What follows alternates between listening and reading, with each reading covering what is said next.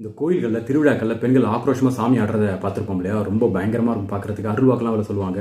ஒரே சாமி தான் இருக்கும் அந்த இடத்துல. ஆனால் 100க்கும் மேற்பட்ட பெண்களுக்கு ஒரே நேரத்தில் சாமி வரும். அது எப்படி? இதற்கு பின்னால் இருக்கக்கூடிய விஷயங்கள் என்ன அப்படிங்கிறது அந்த வீடியோவில் நம்ம பார்க்கலாம். இந்த ஆக்ரோஷமாக சாமி வந்து ஆடுற பெண்களை நல்லா கவனிச்சிங்கன்னா, ஒன்று கிராமப்புறங்கள்லேருந்து வந்த பெண்களாக இருப்பாங்க, இல்லை அதிகம் படிப்பறிவு இல்லாத பெண்களாக இருப்பாங்க, இல்லைன்னா சிறு வயதிலே திருமணமாகி கணவனால் கொடுமைப்படுத்தப்படும் பெண்களாக இருப்பாங்க. ஏன் இவங்களுக்கு மட்டும் அதிக அளவில் சாமி வந்து ஆடுறாங்க அப்படிங்கிறத ரொம்ப உளவியல் ரீதியாக நம்ம வந்து அணுக வேண்டியிருக்கு.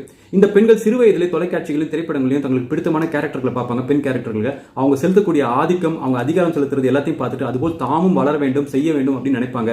ஆனா சிறு வயதிலேயே திருமணம் செஞ்சு வச்சிருப்பாங்க, இல்லைன்னா படிப்பறிவு இல்லாத காரணத்தால வீட்டுக்குள்ளேயும் முடங்கிருப்பாங்க. இது போல பெண்கள் பாத்தீங்கன்னா தங்களோட ஆசைகளை ஆழ்மனத்தில் புதைச்சி வச்சிருப்பாங்க. எரிமலை போல அது வந்து அமிழ்ந்து இருக்கும். இப்படி கோயில் திருவிழாக்கள்ல பாத்தீங்கன்னா அந்த மத்தளம் அடிப்பாங்க, பறையடிப்பாங்க இல்லையா? அந்த சத்தத்தில் எழும்பக்கூடிய அதிர்வெண்கள் வந்து ஆழ்மனத்தில் ஒளிந்திருக்கக்கூடிய அந்த ஆசைகளை வந்து கிளறிவிடும். அந்த கிளறிவிடக்கூடிய ஆசைகளை பாத்தீங்கன்னா அப்படியே பொங்கி வரும். உளவியல்ல இது எமோஷனல் அவுட் பர்ஸ்ட் அப்படின்னு சொல்லுவாங்க. மத்தளம் பறை இசை வந்து உள்ளே அதிர்வெண்ணை எழுப்பி அந்த ஆழ்மன ஆசைகளை கிளறி விடும் போது